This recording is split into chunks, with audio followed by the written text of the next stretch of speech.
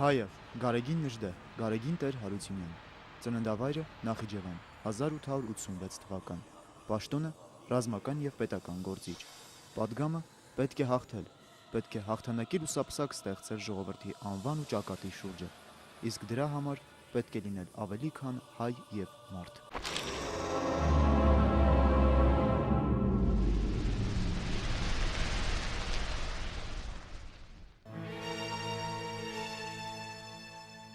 Գարեգին Նժդեհ, հայոց պատմության հոլովույթում մեր նվիրական անունների շարքում իբրև գաղափարական և կազմակերպական հերոս առաջնորդ վեր է հառնում նրա կերպարը։ Նժդեհը մեր պատմության այն եզակի դեմքերից է, ում մեջ ներդաշնակորեն միաձուլվել են զինվորականն ու մտածողը, ազգային բարոյախոսն ու քաղաքական գործիչը, և ով իր հայրենանվեր կյանքով դասվում է հայոց մեծերի շարքը։ Նա 20-րդ դարասկզբի այն անձանցից է, ովքեր պատմություն կերտեցին իրենց պետական մտածողությամբ ու հայրենիքի սիրո անվերապահ նվիրումով։ Ռազմական հմուտ գործիչը հայոց նոր ռազմահոգեբանության հիմնադիրը դարձավ։ Գարեգին Նժդեհը, նույն ինքը Գարեգին Տեր Հարությունյանը, ծնվել է 1886 թվականի հունվարի 1-ին Նախիջևանի Գավառի Կծնուտ գյուղում։ Մանուկ հասակում կորցնում է քահանա հորը, և 4 երեխաները մնում են մոր խնամքին։ Նա սովորել է գյուղի ծխական դպրոցում, Թիֆլիսի ռուսական գիմնազիայում, 2 տարի ուսանել Պետերբուրգի համալսարանի իրավաբանական բաժնում։ Զինվորական կրթություն է ստացել Սոֆիայի պետական ռազմական ուսումնարանում։ Այստեղ նա տպագրվում էր թերթերում և գրքույկներ լույս ընծայում։ Սիրելի մայրիկ և եղբայր, վերջապես ստացա ձեր նամակը, որն ինձ շատ ուրախացրեց։ Փառք Աստծո, որ ողջ եք։ Ես էլ եմ ողջ առողջ։ Սիրելի մայր, որքան ուրախ եմ, որ դու ինձ այսքան տխուր ու տրտում ես ծնել։ Ինձ կնքած քահանան շատ է սխալվել, որ անունս Դարդունի չի դրել։ Լևոն ջան, շուտով լույս պիտի տեսնեն իմ բանաստեղծությունները, թվով 70, որոնց մի մասը գրել եմ Սոֆիայի ազատ մթնոլորտում։ Ես Սպայից դպրոցում եմ, որտեղ ուսանողները սովորում են միայն 1 տարի, սովորում եմ դաշնակցության հաշվին։ Գարեգին Տեր Հարությունյանը պատանի տարիքից նվիրվել է ազգային ազատագրական և կուսակցական պայքարին, 1907 թվականին անդամագրվել Հայ հեղափոխական դաշնակցությանը։ Երիտասարդ Գարեգինը հեղափոխական ազատագրական պայքարի մկրտություն է ստացել Պարսկաստանում, որտեղից 1908 թվականին գրած նամակներից մեկում առաջին անգամ նշվում է Գարեգին Տեր Հարությունյանի Նժդեհ պանդուխտ օտարական մականունը։ Եղբորը Լևոնին ուղղված նամակներից մեկում Նժդեհը գրում է. Սիրելի Լևոն,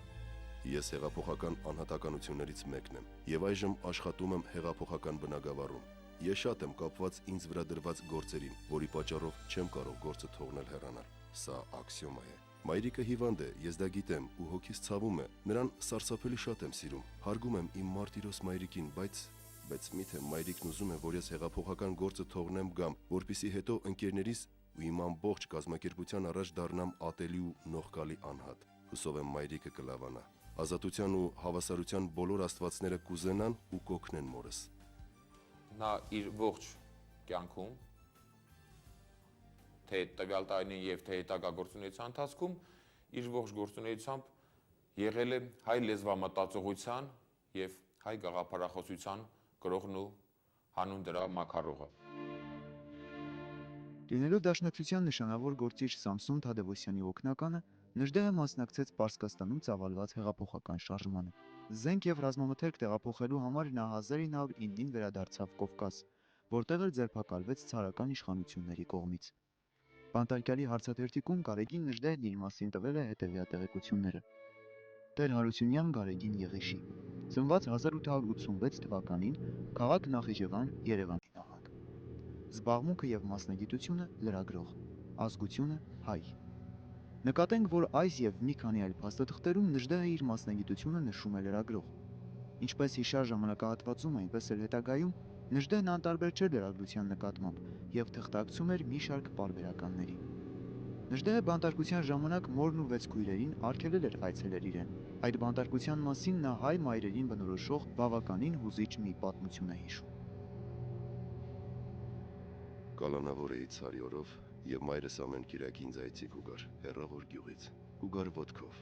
Իր նյոբեական վշտից ազդված կզայրանայի, որ ինձ համար կնահատակեր իր անձը։ Ինչ, կպատասխաներ, կարգ նստեմ, կարգ վայելեմ, երբ շղթայակիր ու զրկանքների մեջ ես դու։ Դեպի քաղաք ճամփա ընկնելուց առաջ կպատմեն քույրերս։ Մայրիկը հսկում է, կանգնում տիրամուր առջև, արյուն լալիս։ Կուրծքը եկեղեցու քարերին քսում, մինչև որ արյունեն ստինքները։ Խեղճքի։ Կուզե որ քարերն էլ զգան իր ցավը։ Ահա մայրը, որի նման են բոլոր հայ մայրերը։ Նժդեհը 1910 թվականի վերջերից մինչև 1911 թվականը գտնվել է տարբեր կալանավայրերում։ Նժդեհի ձերբակալության արդիվ է, որ 1909 թվականին նրան զոնում են Արազի ափին ծնած ընկեր տողերով սկսվող հայտնի երգը։ Նժդեհը 3 տարի բանտերում մնալուց հետո մեկնեց Բուլղարիա։ Ռազմական գործի մեջ նա հմտացել է 1912-1913 թվականներին Թուրքիայի դեմ բալկանյան ժողովուրդների մղած պատերազմում, երբ Անդրանիկի հետ միասին ղեկավարում էր հայկական կամավորական վաշտի ռազմական գործողությունները։ Երբ որ Բուլղարիան պայքարում էր Թուրքիայի դեմ եւ նրանք ստեղծել են իրենց բանակը, հայերը եւս ուզեցան մասնակցել հասկանալի պատճառներով Անդրանիկի նախաձեռնությամբ։ Մի խոսքով ինքը այնտեղ դարձավ որպես սպա հայկական այդ զորաբանակ չի կարելի ասել, զորաճոկատի հրամանատարը։ Այնտեղ շատ մեծ հնարավորություններ ուներ ինքը եւ բազմաթիվ օտար ռազմական գործիչներ, հիմնականում իհարկե բուլղարացիներ, շատ զարմանում են նրա այդ մեծ տաղանդի վրա։ Բոլշևիկյան նշանավոր գործիչ, հետագայում խորհրդային Ռուսաստանի բարձրագույն ղեկավարներից Տրոցկին 1912 թվականի հոկտեմբերին հրապարակած Անդրանիկը եւ իր զորամասը ընդարձակ հոդվածում այսպես է ներկայացնում Նժդեհին. Վաշտի հրամանատարը սպայի հագուստով մի հայ էր, որին դիմում էին պարզապես ընկեր Գարեգին։ Գարեգինը Պետերբուրգի համալսարանի իրավաբանության բաժնի նախկին ուսանող էր, որը ներգրավել էր Դաշնակցության Լեժինյան նշանավոր դատավարությունում, 3 տարվա բանտարկությունից հետո արդարացվել։ Նա Սոֆիայում անցել էր զինվորական ուսումնարանի դասընթացները։ Գարեգինը բանաստեղծ էր, հռետոր եւ ռազմիկ։ Գարեգինը իզուր չէ, որ ջոկատին օրական 10 ժամ սովորեցնում էր զորաշարքային արվեստի գաղտնիքները։ Շատ հրամաններ տալուց եւ խոսելուց նրա ձայնը խրպոտել էր։ Նա ջերմ ու տենդ ունեցողի կերպարանք ունի, եւ նրա սև կապույտ մազերը մրկացու պալիքներով դուրս են ցցվել սպայական գլխարկի տակից։ Նժդեհի Անդրանիկի հետ համախորհուրդ հայկական կամավորական գումարտակով ամենից ակտիվ մասնակցություն ունեցան Բալկանյան առաջին պատերազմի ժամանակ եւ հայ մարտիկների սխրագործությունները ըստ արժանվույն գնահատվեց բուլղարական պետական եւ ռազմական հրամանատարության ղեկավարության կողմից։ Գարեգին Նժդեհի մասին բուլղար ականատեսը գրում է. շարքային զինվորների վերաբերմունքը իրենց վաշտի հրամանատար փոխպորուչիկ Գարեգին Նժդեհի նկատմամբ նման չէր սովորական պետի հանդեպ ունեցած հարգանքի, այլ ինչ որ առանձնահատուկ ակնածանքի, կարծես ինչ որ գերագույն էակի առաջ։ 1913 թվականին Գարեգին Նժդեհը Սոֆիայում նշանվեց Եփիմե Սուքյասյանի հետ, որից հետո մեկնում է Ռումինիա, ապա 1914-ին Անդրանիկի եւ բազմաթիվ կամավորականների հետ Բուլղարիայից գալիս է Թիֆլիս։ Այս ընթացքում կնոջը Եփիմե Սուքյասյանին Նժդեհը գրում է. Սիրելի Էփեմիա, այո, մեր աշխարհն այսպիսին է։ Ուզում ես թռչել վեր, ավելի վեր, հեռու, դեպի արևը, բայց այս անխիղճ աշխարհը ջարդում է թևերդ ու ձեռքերդ եւ ստիպում է սողալ։ Ուզում ես ազատ լինես, Աստծո ստեղծած աշխարհին նայես ազատ, բայց այդ անսիրտ աշխարհը քո վրա ծանր լուծ է դնում, վերածում է ստրուկի եւ ստիպում է սողալ։ Ախ, այդ անսիրտ ու անաստված աշխարհը։ Որքան որ ատում եմ այս աշխարհը, նույնքան սիրում եմ քեզ։ Սիրում եմ քեզ ավելի, քան արծիվը բարձր ժայռերը։ Հոգիս, երբ կմեռնեմ, դու հագիր սքոզ գեստ, այցի եկ ինձ, գտիր գերեզմանս եւ լաց գերեզմանիս վրա։ Երբ ես մեռնեմ, դու շատ մի մնա այս մռայլ աշխարհում։ Համբուրում եմ քեզ, քո եղբայր Նժդեհ։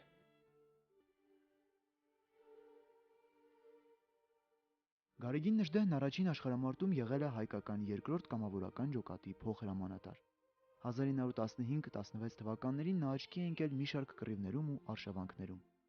1915 թվականի մայիսին մասնակցել է Վանի ժամանակավոր ազատագրմանը։ Հովհաննես Դևեթյանը վկայում է, որ Նժդեհն այդ շրջանում զբաղված էր նաև կամավորական ջոկատներ կազմելու դժվարին գործով։ Ալեքսանդրապոլի ամրոցային գումարտակում ծառայելիս գրում է ականատեսը. երբ Ռուսաստան գնացող զորքը թալանում էր Բերդի արսենալը, հայ զինվորական միությունը, որի նախագահն Ամասիա Սուքյասյանն էր, երկար տանջվում էր Բերդի փրկության ճամփան գտնելու համար։ Նժդեհին կարգադրվեց Բերդը գրավել ռուսներից։ Նժդեհը 3 ժամում հավաքեց մոտ 60 ամեն տեսակի ու հագուստի ուսանողների եւ բոլորովին անաղմուկ գրավեց Բերդը։ Երբ սկսվեց առաջին համաշխարհային պատերազմը, եւ Կովկասահայության շրջանում կազմակերպվեցին կամավորական գնդեր, Նժդեհը նույնպես ակտիվ մասնակցություն ունեցավ կամավորական շարժման եւ դրոյի ղեկավարած գնդում, կամավորական գնդում փոխհրամանատարներ։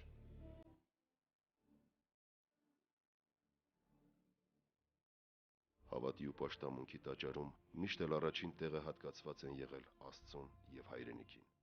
Հայաստանն է եղել երկրավոր սրբազանագույնն ինձ համար, շնչել, ապրել եմ նրանով, միշտ պատրաստ տառապելու, զոհաբերելու եւ մեռնելու նրա համար։ Դա է եղել իմ սրբազան ցավը, կարոտը, ուրախությունը, իմ գոյության իմաստը, իմ անմահությունը, իմ գերագույն իրավունքն ու պարտականությունը։ Ունեցել եմ հարուստ լինելու եւ ճոխ ապրելու ամեն կարելիություն, սակայն ապրել եմ իբրև ժողովրդի մարդ, համեստորեն, աղքատ կոչվելու աստիճան։ Նյութապաշտությունը հեղափոխականի, զորականի, հայրենասերին համար համարել եմ մեկը մեր աշխարհի ամենամեծ պղծություններն։ Ուշագրավ է նշել, որ Նժդեհի շնորհիվ փրկվեցին դեռևս պատերազմից առաջ անիում կատարվող հնագիտական պեղումների արդյունքները, հայտնի հայագետ Մարի եւ Թորամանյանի ղեկավարած պեղումների ընթացքում եւ դրանք բարվոք տեղափոխվեցին ռազմական գործողություններից ավելի անվտանգ ապահով տեղ։ Մոտենում էր 1918 թվականի ճակատագրական մայիսը։ Գարեգին Նժդեհի հրամանատարական ունակությունները հատկապես դրսևորվեցին 1918 թվականի մայիսին տեղի ունեցած Ղարաքիլիսայի ճակատամարտում, երբ ոգեշունչ ելույթով դիմելով մարտիկներին նրանց գրոհի տարավ։ Դեպի ճակատ, այնտեղ է մեր փրկությունը, կհնչեր Նժդեհի հուժկու, վճռական եւ ինքնավստահ ձայնը։ Ղարաքիլիսայի երրորդյա հերոսական մարտով հայությունը փաստեց իր հարատևելու կամքը, եւ այդ հավաքական կամքի զորացման գործում անուրանալի է Նժդեհի դերը։ Ղարաքիլիսայի ճակատամարտերը ղեկավարելու համար Նժդեհն արժանացել է ամենաբարձր շքանշանի։ Ղարաքիլիսայի ճակատամարտը փաստորեն առանցքային նշանակություն ունեցավ, եթե չլիներ այդ ճակատամարտը, փաստորեն թուրքերը այն կողմից էին գալու, այսինքն Ղարաքիլիսայի կողմից էլ եւ այս կողմից էլ եւ փաստորեն Հայաստանը պետք է վերանար։ Պիտի խոստովանել, որ առանց Ղարաքիլիսայի ճակատամարտի ոչ թե օրվա Հայաստանը, այլև այդ երկրամասի վրա այսօր ապրող հայությունը չէինք ունենա։ Ղարաքիլիսայի երրորդյա հերոսականը փրկեց գլխովին ոչնչացումից Արարատյան հայությունը եւ հիմք դրեց հայկական պետության։ Միակ տեղը, որտեղ բացարձակապես որևէ մեկը չէր ուզում կռվել, Ղարաքիլիսյանն էր, ոչ թե չէին ուզում կռվել, վախենում են եւ այլն։ Այնտեղ էր նաեւ Նազարբեկյանն իմիջիալոց Ղարաքիլիսայում։ Փաստորեն ահռելի մեծ խոճապ էր առաջացել զինվորների մեջ եւ ընդհանրապես որևէ մեկը չէր ուզում կռվել, որովհետեւ հնարավոր չէր կռվել ըստ բոլոր ռազմական տեսությունների, անհնար էր այնտեղ կռիվ անել, փաստորեն։ Եվ ինքը կարողանում էր լինելով այնտեղ պորուչիկ նախաձեռնում է այդ ամբողջը եւ կազմակերպում է այդ մեծ պատերազմը։ Գյումրիում բնակվելու ընթացքում Նժդեհը Հայաստանի տարբեր բնակավայրերում ծավալել է նաև դասախոսական, քարոզչական ու կազմակերպչական հսկայածավալ գործունեություն։ Չխնայելով իր ուժերը, նա զբաղվում էր ոչ միայն կամավորների հավաքագրմամբ ու զինավարժություններով, այլև գաղափարական, քարոզչական, գրեթե ամենօրյա աշխատանքով։ Նրա ելույթների ազդեցությունը այնքան մեծ է եղել, որ գրեթե բոլոր դասախոսություններից ու ելույթներից հետո շատերը, իսկ երբեմն ամբողջ դահլիճը անդամագրվել են դաշնակցությանն ու կամավորական ջոկատներին։ Ես դաշնակցական եմ։ Եվ համոզված եմ, որ անհատի աշխարհայացքը պիտի համապատասխանի իր ազգի եւ պետության նպատակներին։ Նրա երջանկությունը մեկ հատիկ արդարացում ունի, այն ծառայեցնել իր ցեղի երջանկությանը։ Խորապես կզգամ, թե իմ երջանկությունը ճիշտ այնտեղ է, որ ես կանդամակցեմ դաշնակցությանը։ Եվ որպեսզի իմ գործակցությունը արգասավոր լինի, պարտքս կզգամ ինքնակատարելագործությամբ գերազանցել հայության արտաքին թշնամիներին, իբրև մարտական, բարոյական եւ իմացական ուժ։ Անդամակցելով հայ-աղբական դաշնակցություն կուսակցությանը, Նժդեհը արդեն 1904 թվականից մինչև իր երկրային կյանքի մահկանացուն անձնվիրաբար մաքարեց եւ պայքարեց հանուն իր ազգի ազատագրման։ Նժդեհի համար անչափ կարևոր էր անկախության գաղափարը։ Ըստ Նժդեհի մայիսի 28-ը ոչ թե սովորական նվեր է մեծ ազգերի կողմից մեր ժողովրդին, այլև նվաճում այն մեծ, այն եզակի ազատամարտի, որի նմանը չունի ազգերի տարեգրությունը։ Այդ օրը միայն ես հասկացա, որ մի պետության բարոյական բովանդակ մեծությունը կամ ոչնչությունը կարելի է կարդալ նրա քաղաքացիներից մեկի հայացքի վրա, մեկի աչքերի մեջ, եզրափակում է իր խոսքը Գարեգին Նժդեհը։ Հայաստանի Հանրապետության հռչակումից հետո 1918 թվականի վերջին Նժդեհը Հայաստանի կառավարության կողմից նշանակվում է Նախիջևանի գավառապետ, իսկ 1919 թվականի օգոստոսից Կապանի, Արևելքի եւ Գողթանի Կապար-Գողթի ընդհանուր հրամանատար։ Նժդեհը փաստորեն դարձավ ամբողջ Զանգեզուրի, Սյունիքի ինքնապաշտպանության կազմակերպիչ ու ղեկավար, որտեղ էլ ցուցաբերեց զորավարական տաղանդ եւ պետական գործի բարձր կարողություններ։ Նա շարունակեց ու զարգացրեց իր նախորդների Անդրանիկի եւ Արսեն Շահմազյանի սկսած գործը ռազմաքաղաքական բարդ ու ծանր պայմաններում։ 1919 թվականի սեպտեմբերի 10-ին Նժդեհն արձակում է իր առաջին հրամանը։ Այսօրվանից ստանձնում եմ Ղափան, Գենուազ, Գողթան միացյալ ուժերի հրամանատարությունը։ Ընծմին հրամայում եմ բոլոր պաշտոնական գործերով դիմել ինձ։ Զորամասի շտաբը գտնվում է Հանքերում, ուր բոլոր ռազմաշտաբների պետերը պետք է ուղարկեն իրենց հաղորդագրությունները։ Ոչ ուշ քան ամսոյ 12-ի ժամը 16-ը տեղեկացնել զինվորների հրացանների, ինչ սիստեմի լինելու, փամփուշտների քանակի մասին։ Ղափան, Գենուազ, Գողթան միացյալ ռազմական ուժերի ընդհանուր հրամանատար Նժդեհ։ Զանգեզուրի պայքարը փաստորեն նրա այդ ինքնավարությունը, ինքնավար պայքարը փաստորեն եղավ Հայաստանի Հանրապետության պահպանման միակ առանցքը։ Ինչի համար? Որովհետև ռուս-թուրքական ալյանսը, Լենին-Աթաթուրք, ուրեմն նրանք փաստորեն ամեն ինչ անում էին, որպեսզի Զանգեզուրը հանձնեին Ադրբեջանին եւ պարտադրել են Հայաստանի կառավարությանը, Հայաստանի Հանրապետության կառավարությանը, որպեսզի նա Զանգեզուրը հանձնեն։ Իբրև թե ռուսներին են հանձնում, բայց հասկանալի է։ Եվ ինքը փաստորեն կանգնեց եւ ասաց ես չեմ ենթարկվում։ Եվ կարողացավ նորից անելանելի վիճակում նա կարողացավ պաշտպանել դա։ Զանգեզուրը իր աշխարհագրական դիրքով Ղարաբաղը եւ Նախիջևանը միմյանց կապելով ապահովում էր Հայաստանի Հանրապետության ինքնիշխանությունը, իսկ Ադրբեջանը Զանգեզուրին տիրելու դեպքում Նախիջևանի վրայով ուղղակի ցամաքային կապ կունենար Թուրքիայի հետ եւ կստանար համաթուրքական ծավալապաշտական ծրագրերի իրականացման հնարավորություն։ Միաժամանակ Հայաստանը 4 կողմից կընկներ թուրքական երկրների շրջափակման մեջ։ Եթե հանկարծ Զանգեզուրն էլ Նախիջևանի Ղարաբաղի նման անցներ Ադրբեջանին, Հայաստանը լորին վրա կոչվում էր Չեզոք գոտի դել տային հաստատ պետք է տային վրացիներին եւ պետք է Հայաստանը մներ 10,000 քառակուսի կիլոմետր տարած, որը հնարավոր չէր որ դա դառնար հանրապետություն։ Ոչինչ չուներ Սյունիքը, գրեթե ոչինչ կռիվ բարելու համար, բայց կար ստեղծված վիճակի լրջության, ինչպես եւ իրեն ընկած դերի բովանդակագիտակցությունը, կար ներցեղային բարոյական զենքերի զենքը, հրաշագործ։ Իմ զինվորը հստակորեն կգիտակցեր, թե հաշտվել Սյունիքի ապաստանած տարագրության կորուստի հետ կնշանակեր հաշտվել հայ ժողովրդի չգոյության հետ։ Դրա համար էլ նա որպես համակ պարտաճանաչություն մնաց պատնեշի վրա, երբ կվճռվեր հայ մտավորականության լինել չլինելու խնդիրը։ Այդ գիտակցությունից ահա կբխեր նրա հրաշագործ պարտաճանաչությունը, որի առջև անզոր գտնվեցին թուրք, թաթար եւ կարմիր հորդանները։ Հիմնականում եւ գերազանցապես Սյունեցու պայքարը մղվում էր սեփական ուժերով եւ Նժդեհիս խոսքերով ներցեղային բարոյականով էին առաջնորդվում։ Զանգեզուրի ժողովուրդը կենաց եւ մահու պայքարի կանգնեց Մուսավաթական Ադրբեջանի նվաճողական ծրագիրը խափանելու համար։ Մուսավաթական Ադրբեջանի քաղաքականությունը անփոփոխ ժառանգեց խորհրդային Ադրբեջանը, թիկունքում ունենալով խորհրդային Ռուսաստանի նրա 11-րդ կարմիր բանակի օժանդակությունը։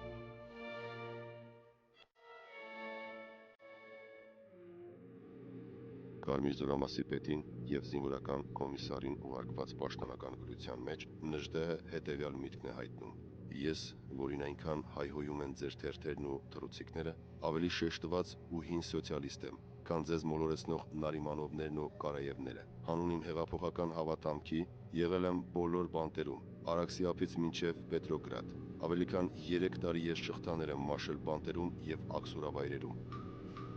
Գարեգին Նժդեհի կազմակերպած հերոսական պաշտպանությունը ձախողեց թշնամու ձգտումները։ Համեմատաբար փոքրաթիվ ուժերով նա կարողացավ ջախջախիչ հարվածներ հասցնել խորհրդային միացյալ ուժերին, նրանց պատճառելով մեծ կորուստներ։ Հայաստանի խորհրդայնացումից հետո Զանգեզուր Սյունիքի ինքնապաշտպանության համար ստեղծվեց նոր իրադրություն։ Նժդեհը խորհրդային կողմի զինաթափման եւ երկրամասի խորհրդայնացման առաջարկությանը հակադրում էր իր պահանջները, որպիսիք բխում էին հայ ժողովրդի ազգային շահերից։ Խուսափելով քաղաքացիական պատերազմի բորբոքումից եւ համոզված լինելով, որ Զանգեզուրն այլևս Հայաստանի մաս էր, Նժդեհը 1921 թվականի կեսերին դադարեց պայքարը եւ հեռացավ արտասահման։ Նույն թվականին Թավրիզում տարակարծության արդյունքում Նժդեհի դեմ կուսակցական դատը սկսվեց,